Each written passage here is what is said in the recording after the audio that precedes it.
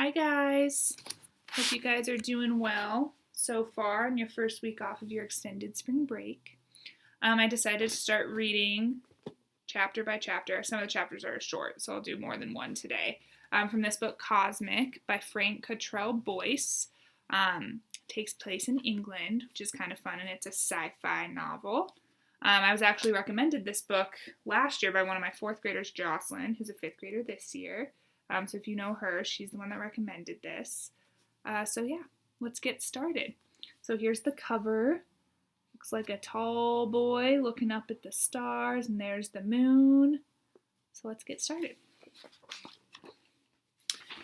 Cosmic by Frank Cottrell Boyce. This is kind of the introduction.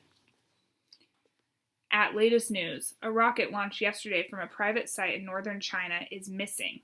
Yesterday, the internet was alive with rumors of a secret manned space mission. Today, NASA and the Russian Federal Space Agency both confirmed that a rocket did take off, but denied it was theirs. The rocket entered high orbit, then disappeared into deep space. No manned rocket has left Earth's orbit since Apollo 17 in 1972. I'm not exactly in the Lake District. Mom, Dad, if you're listening, you know I said I was going to the South Lakeland Outdoor Activity Center with the school.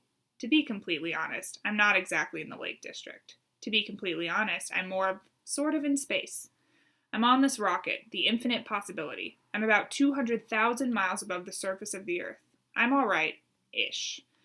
I've got some explaining to do. This is me doing it. I lied about my age. I sort of gave the impression I was about 30. Obviously, I'm more sort of 13-ish on my next birthday. To be fair, everyone lies about their age. Adults pretend to be younger, teenagers pretend to be older, children wish they were grown-ups, grown-ups wish they were children. It's not like I had to try very hard, is it? Everyone always thinks I'm older than I really am, just because I'm tall. In St. Joan of Arc Primary, the teachers seemed to think that height and age were the same thing. If you were taller than someone, you must be older than them. If you were tall and you made a mistake, even if it was only your first day, you should know better, big lad like you. Why, by the way? Why should a big lad know better just because he's big? King Kong's a big lad. Would he know the way to the bathroom on his first day of school? When no one had told him? No, I don't think he would.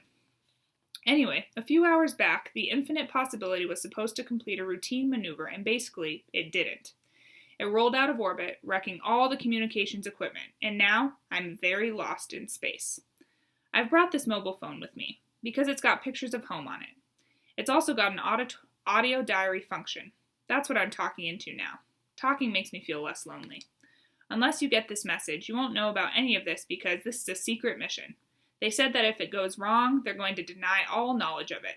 And us. There's 5 of us on board. The others are all asleep. Can you believe that, by the way? We're in a rocket, spinning hopelessly out of control and into forever. And what is their chosen course of action? A nap.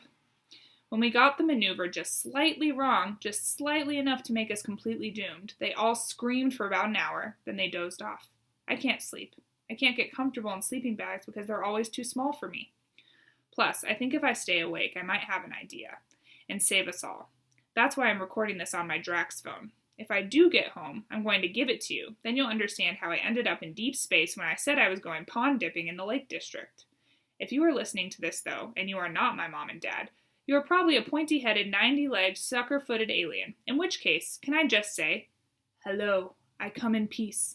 And if you happen to have the technology, please post this phone to Mr. and Mrs. Digby, 23 Glenarm Close, Bootle, Liverpool, 22, England, the Earth, Solar System, Milky Way, etc., etc., if it's not too much trouble.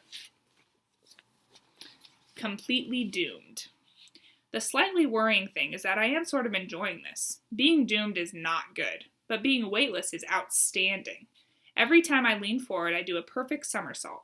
When I stretch my arms in the air, I levitate. Back on Earth, my only special skills are being above average in math and height. Up here, I've got so many skills, I'm practically a Power Ranger. Then there's the stars. On Earth, our house is right next to the New Strands Shopping Center. The multi-story parking lot blots out most of the sky. The only stars I ever really noticed were the ones on the It's Your Solar System glow-in-the-dark mobile I got when I was 9. and the only reason I noticed them was that they kept getting tangled in my hair.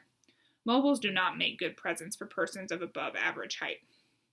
The stars look different from here. There's a lot more of them, for one thing. Big swirls and knots and clouds of them.